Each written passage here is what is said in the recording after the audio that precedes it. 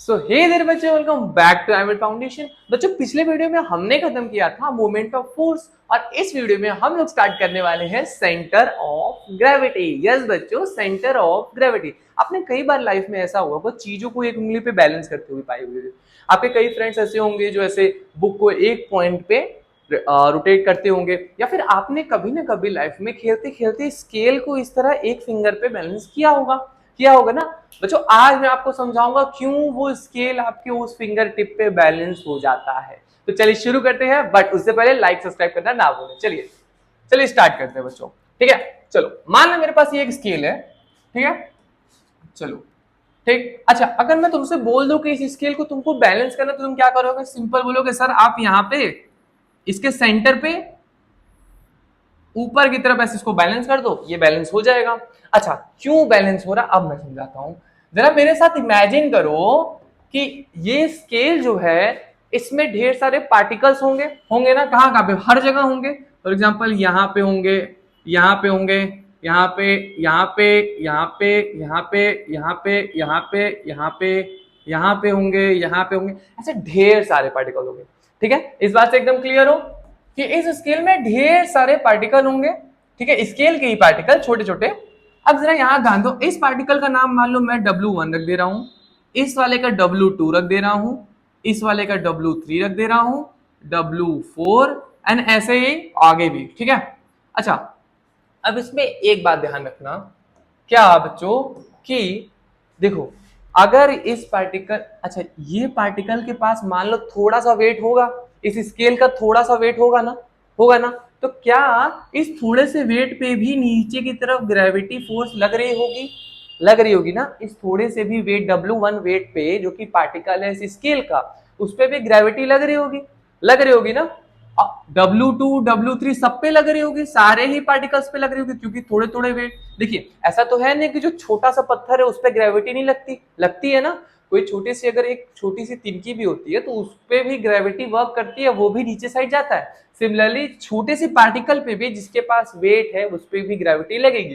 तो एक बात बताओ, अगर इस पे ग्रेविटी लगेगी तो क्या ये नहीं चाहेगा कि ये नीचे की तरफ ये नीचे आ जाए?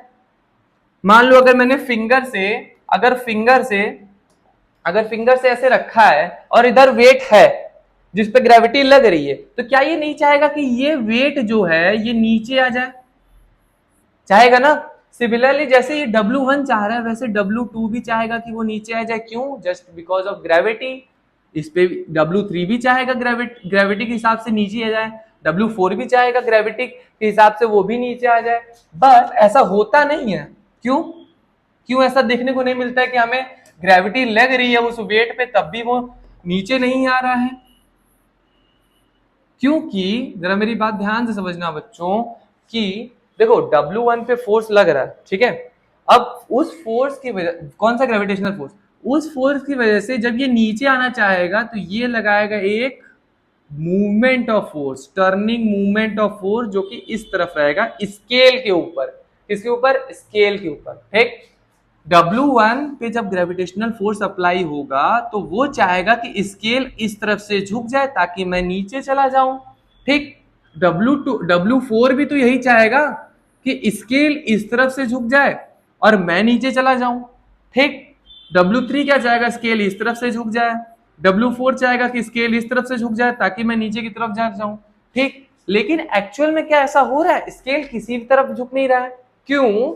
क्योंकि हमने स्केल को एक ऐसे पॉइंट पे बैलेंस, स्केल के एक ऐसे पॉइंट पे बैलेंस किया है जहां पे W1 W2 W3 and W4 का जो टर्निंग इफेक्ट है, मतलब W1 W2 W3 and W4 और जो भी होंगे उनका जो इस स्केल पे टर्निंग इफेक्ट, मतलब इसको घुमाने वाला जो इफेक्ट है बच्चों, वो जीरो है। समझ में आया ये बात? मैं फिर से रिपीट कर रहा हूं, ये जो पॉइंट है जहां पे हमने बैलेंस किया, ये वो पॉइंट है जहां पे सारे पार्टिकल का मूवमेंट ऑफ फोर्स का एल्जेब्रिक सम किया हमने तो जीरो है। कैसे? देखो, मान लो बच्चों कि W1 हमारा चाहेगा कि इस साइड आ जाए, इस साइड स्केल झुक जाए ताकि ये नीचे की साइड चला जाए। ठीक।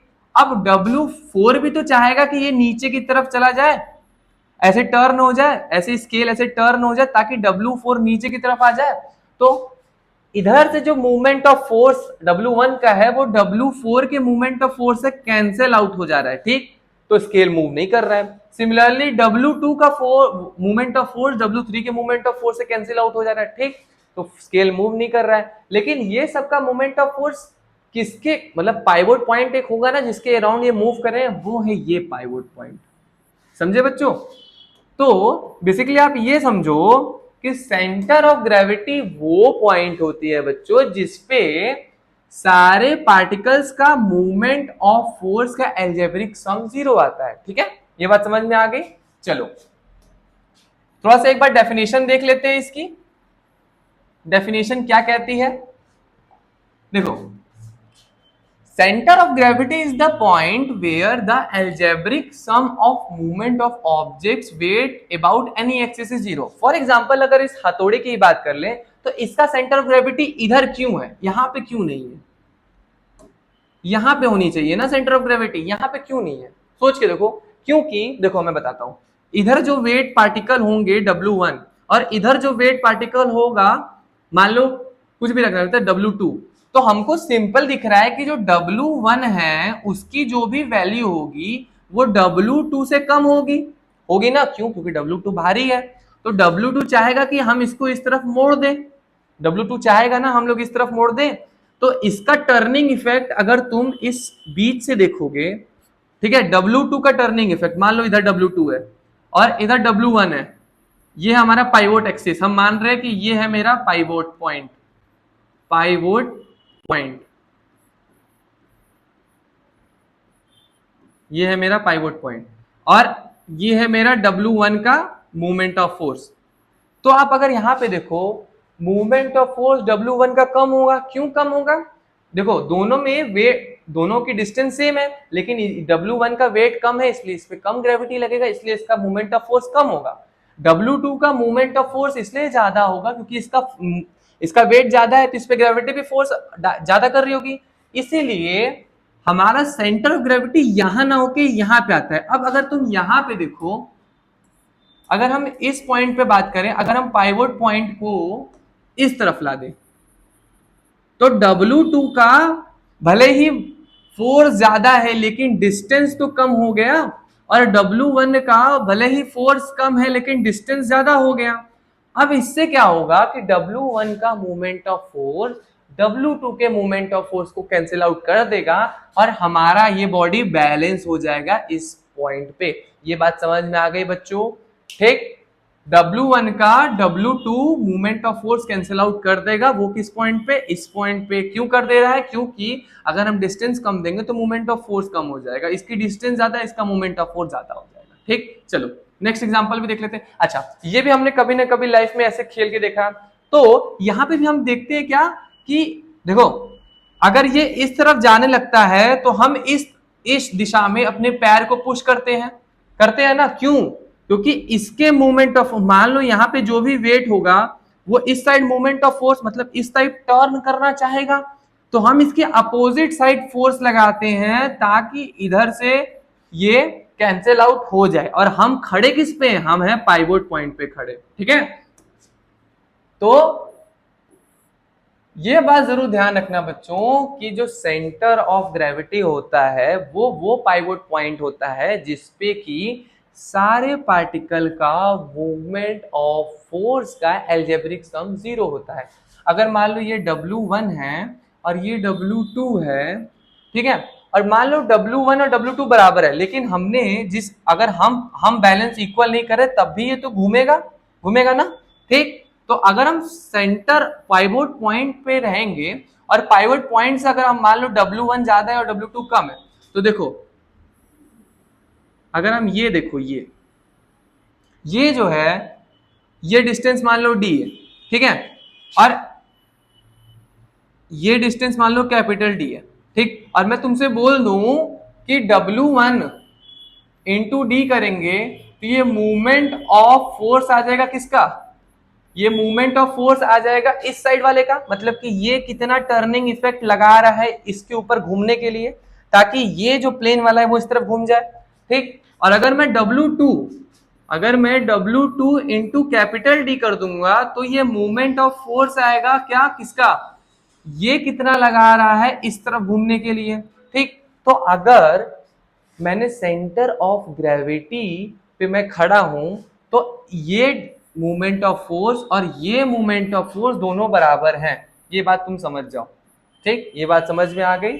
चलो नेक्स्ट कोई एग्जांपल। अच्छा अब देख लेते हैं, let's find the centre of gravity of some regular solid. ठीक है, सबसे पहले थोड़ा सा इजी है क्या कोई इससे, चलो इसका फाइंड आउट करते हैं, इस कील का फाइंड आउट करते हैं। देखो इस कील में ये वाला पार्ट भारी है और ये वाला पार्ट हल्का है, तो इसकी सेंटर ऑफ ग्रेविटी बीच में तो होगी नहीं ना, इसकी सेंटर ऑफ ग्रेविटी बीच में नहीं होगी, इसकी सेंटर ऑफ ग्रेविटी किधर होगी, टुवर्ड्स मोर हार्डर साइड, मतलब कि कहीं इस टाइप पे इसकी सेंटर ऑफ ग्रेविटी होगी। ठीक, चलो अब इसकी देख लेते हैं। देखो क्योंकि जो डिस्क है वो इक्वली डिस्ट्रीब्यूटेड है, इसीलिए इसका सेंटर ऑफ ग्रेविटी बीच में होगा। ठीक, क्योंकि हर जगह मास सेम है। चलो अब यहां पे देख लेते हैं। अच्छा ट्रायंगल जो है वो भी इक्वली डिस्ट्रीब्यूटेड है, तो इसकी सेंटर ऑफ ग्रेविटी यहां पे होगी। ठीक, चलो अच्छा अगर हम इसको इसका डायगोनल भी बनाए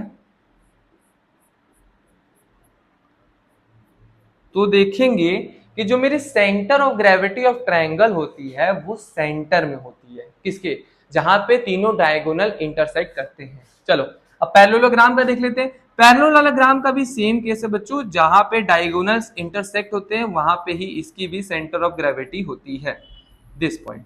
ठीक, चलो अब थोड़े कॉम्प्लेक्स स्ट्रक्चर पे आते हैं। देखो सिलेंडर की बात करें अगर बच्चों, तो सिलेंडर की सेंटर ऑफ ग्रेविटी होती है h/3 पोजीशन पे। फॉर एग्जांपल इसकी अगर हाइट h है, इसकी अगर हाइट h है तो h/3, ठीक है, h/3 पोजीशन पे, h/3 पॉइंट पे इसकी सेंटर ऑफ ग्रेविटी होती है। मतलब कि अगर इस पॉइंट पे हम अगर इसको बैलेंस करें तो जितना भी मूवमेंट ऑफ फोर्स इस सिलेंडर के पार्टिकल का होगा उस पॉइंट के अराउंड वो जीरो होगा। ठीक है, उसका एल्जेब्रिक सम जीरो होगा। सेम हॉलो सिलेंडर के लिए भी सेम था, यहाँ पे h/3 पे ही होगा। स्फीयर का क्या होगा बच्चों, सोच के बताओ, स्फीयर का होगा एकदम बीचों बीच में, यहाँ पे एकदम। ठीक, हॉलो स्फीयर का भी सेम, सेंटर पे एकदम सेंटर ऑफ ग्रेविटी। ठीक, अच्छा यहाँ पे एक बहुत इंपॉर्टेंट चीज आती है, रिंग। थोड़ा सा रिंग भी देख लेते हैं। यहाँ पे बहुत इंपॉर्टेंट, देखो रिंग का एक जरूर क्वेश्चन पूछता है कि बोलता है कि centre of gravity find out करिए रिंग की। ये मेरा एक सुंदर सा रिंग है, ये उसकी जो भी। ठीक, अगर हम रिंग की centre of gravity find out करने को बोलेंगे तो एक बात जरूर ध्यान रखना कि सेंटर ऑफ ग्रेविटी रिंग के बीचों बीच में होती है। यस, रिंग के बीचों बीच में होती है। अच्छा ये बात भी ध्यान रखना कि देखो ये जरूरी नहीं है कि सेंटर ऑफ ग्रेविटी किसी ऑब्जेक्ट की उसकी बॉडी के अंदर भी हो। ठीक है, कभी कभी सेंटर ऑफ ग्रेविटी बॉडी के बाहर भी हो सकती है। ठीक है बच्चों, ओके। चलो ये तो था सेंटर ऑफ ग्रेविटी, ठीक है, और हमने कुछ रेगुलर सॉलिड्स के भी सेंटर ऑफ ग्रेविटी भी देख ली है। ठीक है, इसके सेकंड पार्ट में बच्चों हम लोग न्यूमेरिकल्स पार्ट में करेंगे। ठीक है, और उसके बाद ये चैप्टर खत्म। ओके, तो बच्चों मिलते हैं आपसे नेक्स्ट वीडियो में, तब तक के लिए thank you and bye bye.